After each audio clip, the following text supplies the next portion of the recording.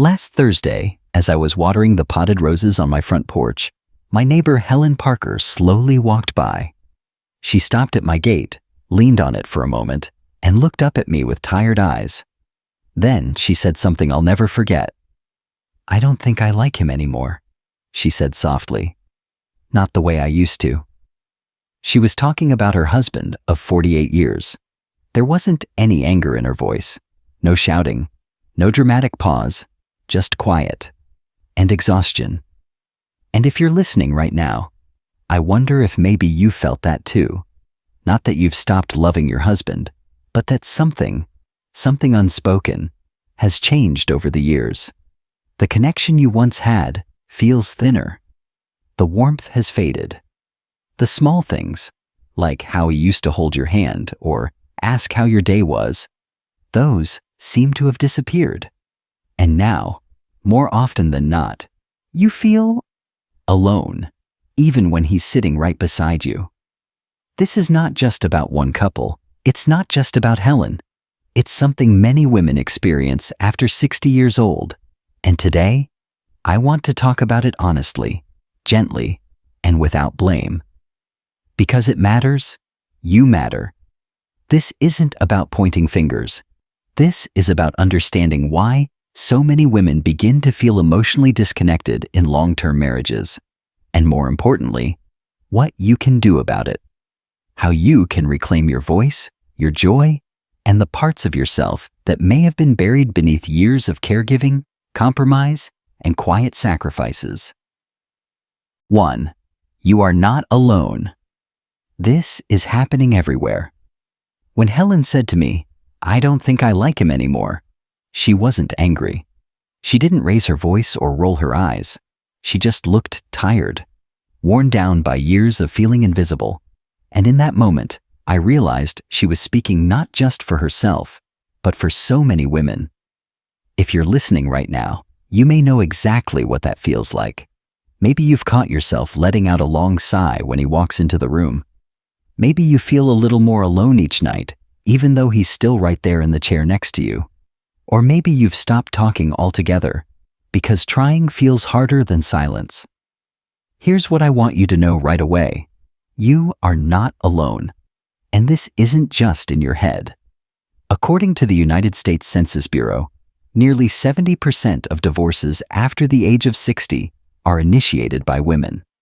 Even among women who stay married, many quietly admit they feel emotionally disconnected.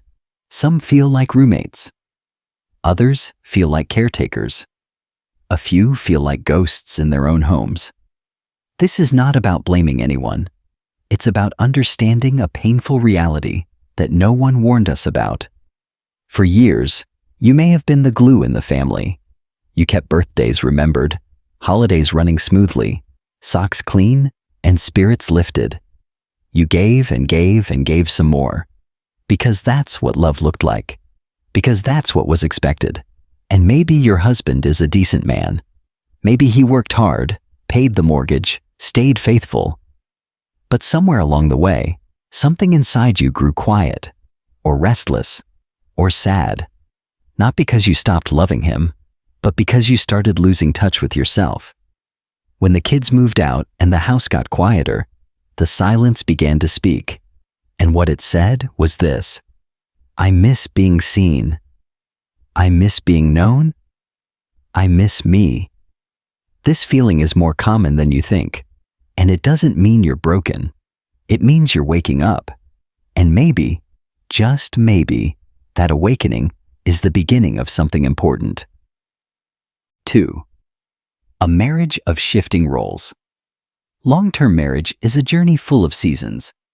In the early years, it's often about building a life. Babies, bills, birthday parties, school schedules, work stress, yard work, family holidays. You're busy, you're tired, but you're moving forward, together. And for many women, that meant sacrificing pieces of yourself for the sake of the whole. You cooked meals, folded laundry, managed calendars, stayed up with sick kids, kept the peace.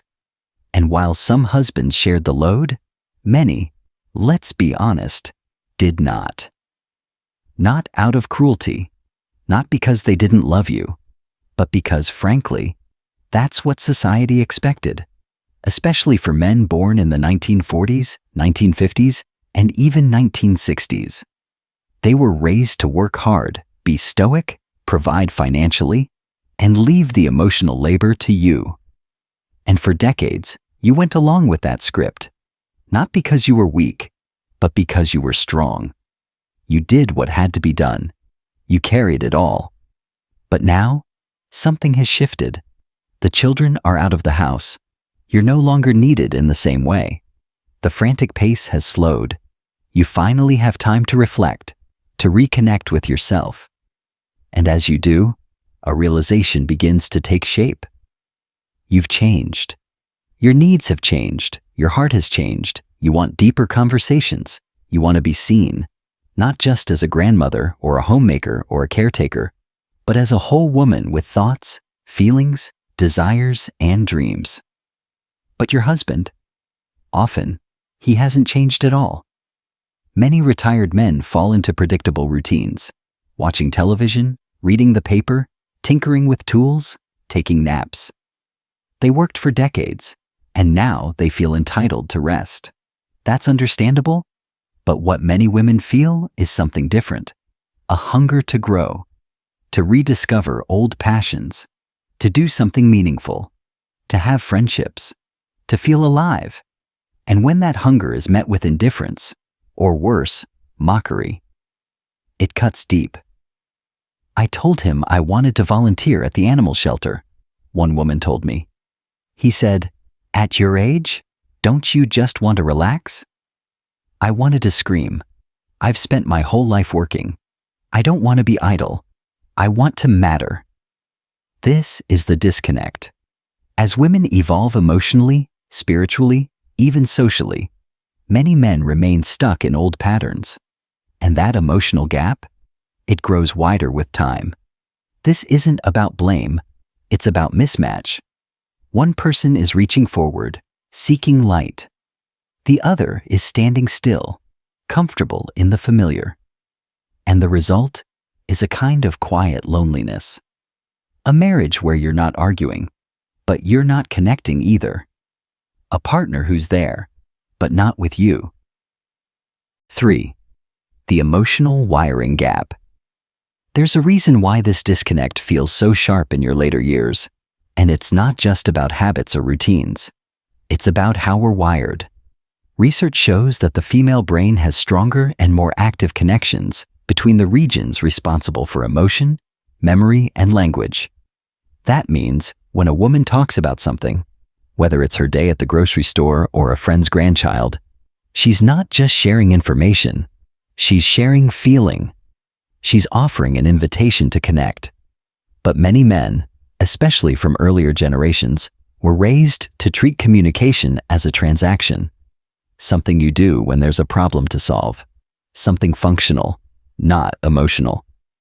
So when you say, "I saw our old neighbor at the store, her daughter's engaged, and it made me think about our wedding," you're expressing nostalgia, warmth, and a desire to bond.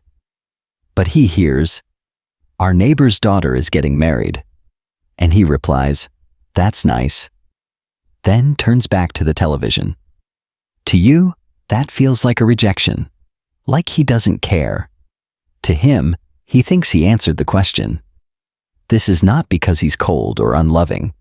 It's because many men's brains process connection differently. They're more task-oriented.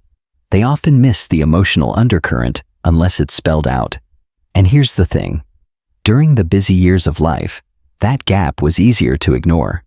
The chaos of raising kids, juggling jobs, and managing a household created enough noise to muffle the silence between you. But now, the house is quiet. And that silence? It reveals the gap that was always there. And it hurts. Because all you want is to feel close, to feel understood, to feel like you matter, not as a role, but as a person. But trying to explain that often leads to frustration. You say, "I feel lonely even when we're together." He replies, "What do you mean? I'm right here. You say, I want more conversation. He answers, about what? Everything's fine. You try to reach out, but he doesn't know how to reach back. And slowly, painfully, you start to give up trying. But here's the truth. You are not asking for too much. You are asking for what all human beings deserve: connection, empathy, tenderness. And it's not too late to begin again. 4. The breaking point is not one moment. It's thousands. By the time a woman says out loud, I don't feel connected to him anymore, it rarely comes from one bad day or one specific fight. It's almost never about a single moment. It's the result of thousands of tiny moments. Moments that might have seemed small at the time. Moments you brushed off, forgave, or forgot. But over time, those little things become heavy. Heavy like a weight on your chest. You made dinner every night for 20, 30, even 40 years. Sometimes he said thank you. Sometimes he didn't. But more and more it felt expected, like it was just your job. You were sick with a cold or something worse, exhausted, in bed, achy, vulnerable. He didn't bring you tea, didn't ask if you needed anything. He might have just turned up the television so he could hear the game. You tried to share something personal, a memory, a story, a worry. And instead of leaning in, he gave you a one-word answer, or worse, acted like you were interrupting him. None of those moments broke your heart on their own, but together, they added up. And somewhere along the way, you began to feel not just unappreciated, but unseen. Joanne, a retired teacher I spoke with last year, put it perfectly. She said, I don't want diamonds or poetry. I just want him to notice me, just once, to ask how my day was and actually listen to the answer. That longing isn't about drama or attention. It's about something much deeper. It's about mattering. It's about feeling like you're not just a fixture in the house, a cook, a caretaker, a roommate, but a human being with a soul that still wants love. And when that doesn't happen, resentment begins to grow, quietly, slowly, until one day, it's the loudest thing in the room. You might find yourself snapping over small things, feeling irritated just by the sound of his voice, or, more often than not, going completely silent. Not because you have nothing to say, but because you're tired of not being heard. This is the reality for so many women in long-term marriages. Not just unhappy marriages, but even ones that look perfectly fine from the outside. The house is tidy, the bills are paid, the lawn is mowed. But inside, there's a woman wondering, is this how the rest of my life is going to feel? And that is a powerful, painful question. It's not a sign that you failed. It's a sign that something inside you is waking up. 5. The awakening. Around the time women reach their 60s or 70s, something begins to shift. It doesn't always happen all at once. It can come on gradually, like the slow turning of a season. But one day, you wake up and realize you've been living your life on autopilot. You've spent decades showing up for others, raising kids, caring for your partner, keeping a home together, helping aging parents, supporting everyone else's needs. And now, with the house quieter and the days less full, you finally have a moment to breathe, to look around, to look inward. And what you find there is a startling question. Where did I go? This is the awakening. And it's not a midlife crisis. It's not selfish. It's not dramatic. It's the most natural thing in the world. It's your spirit remembering that it belongs to you. Anne, a 67-year-old woman I spoke to in Georgia, told me, for years I told myself I didn't have time to read novels or take long walks. I had too much to do. Now I realize I wasn't too busy. I was just too used to putting myself last. And this awakening can feel both freeing and frightening. Freeing because you start to remember the things that used to light you up: dancing, art, Volunteering, travel, friendships, laughter. Frightening because you may not recognize the person you've become. You might look in the mirror and think, I've aged. But more than that, you think, I've disappeared. But here's the truth. You're still here. And you have the right to reclaim the parts of yourself that you've buried under responsibility. It's not about leaving your husband or throwing everything away. It's about rediscovering your own heartbeat. Women often rediscover themselves in the simplest ways: joining a yoga or walking group, picking up a hobby they loved as a girl, calling old friends and reconnecting over coffee, volunteering at a library or food pantry, taking a class, pottery, watercolor, creative writing. These aren't escapes, they're lifelines. Because when you begin to feel alive again, you bring that aliveness back into every part of your life, including your marriage, not to fix it, but to stop it from defining your entire identity. You are more than someone's wife. You're a full, whole, extraordinary woman, with stories to tell, dreams to chase, and love to give.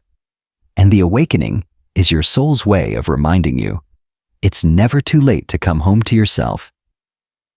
6. What many men don't understand. Here's something we need to talk about, and I say this with compassion, not blame. A lot of husbands don't understand what's happening when a woman begins to pull away emotionally. They notice the silence, the mood shift, maybe even the sadness, but they don't know what it means. And because many men are not taught to ask deep questions or sit with uncomfortable emotions, they go into fix-it mode, or they shut down. They might say things like, "What's wrong now? You're being dramatic. Haven't we always been fine?" And to them, maybe it has been fine. They think, "I never cheated. I always paid the bills. I come home every night."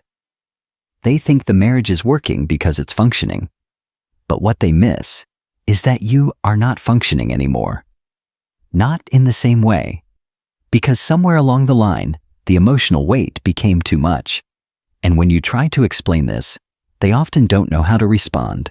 They might feel attacked, they might get defensive, or they might just say nothing, because silence feels safer than confrontation. Carol, a 69-year-old widow, once told me, "When I was married, I tried for years to get him to open up. I'd say, 'Can we just talk for 10 minutes?' And he'd groan like I was asking for a kidney. Eventually, I stopped asking. And that's what happens to many women.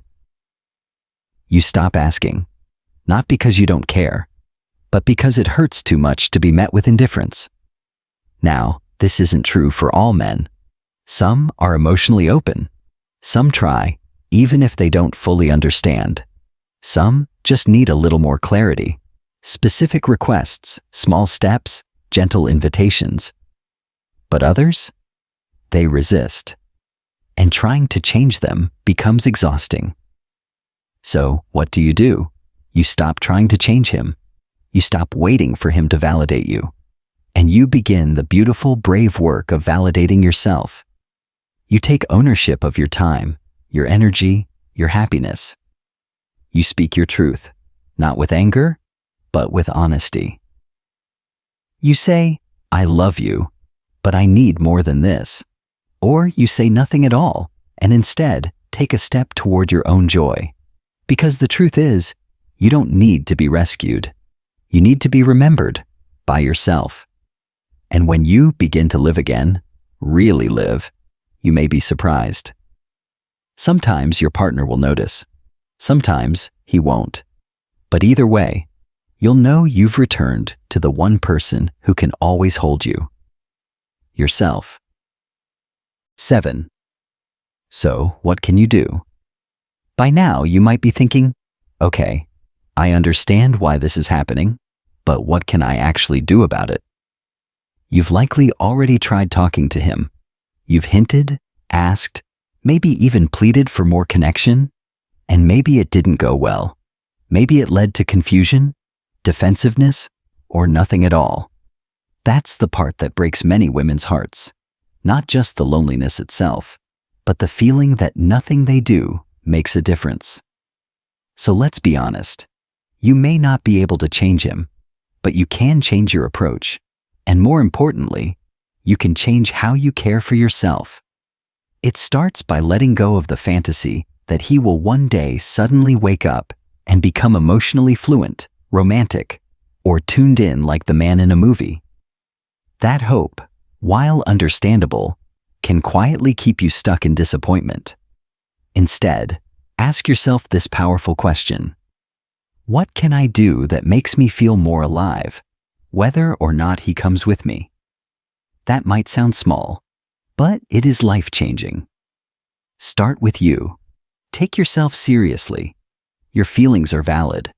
Reclaim time for things that nourish your spirit. Reading, gardening, walking, painting, writing, calling a friend.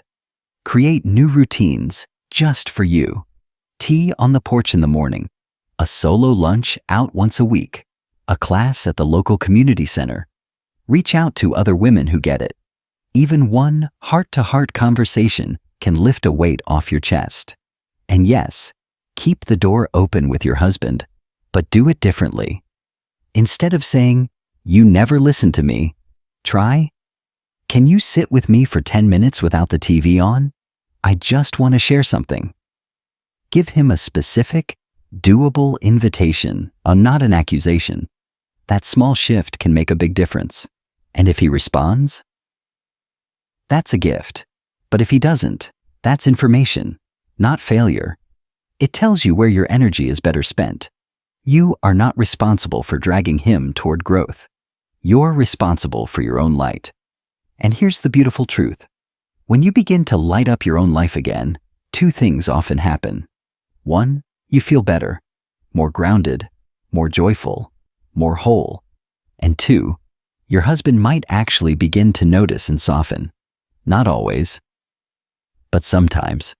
And even if he doesn't, you've already won because you came back to yourself. 8. You still matter. There is something incredibly tender and powerful about the moment a woman decides she will no longer disappear into her relationship. Not leave it, not destroy it, but simply stop vanishing inside of it. You may have spent years prioritizing his needs, the kids' needs, everyone else's needs. You made sure birthdays were remembered, meals were made, and holidays were warm and full of tradition.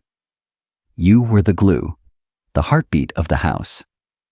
But somewhere in that giving, you became background noise.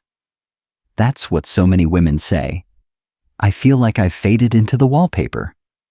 Still present, still dependable, but no longer seen. And now, at this stage of life, it's time to turn the volume back up on you. This doesn't require grand gestures or dramatic exits. It starts with tiny, brave acts of remembering. Saying no when you're tired. Saying yes to that invitation you'd normally decline. Wearing something that makes you feel beautiful, even if no one comments. Starting a new hobby or revisiting one you let go of long ago. Calling someone who used to make you laugh. It means giving yourself permission to want more, not out of selfishness, but out of self-respect.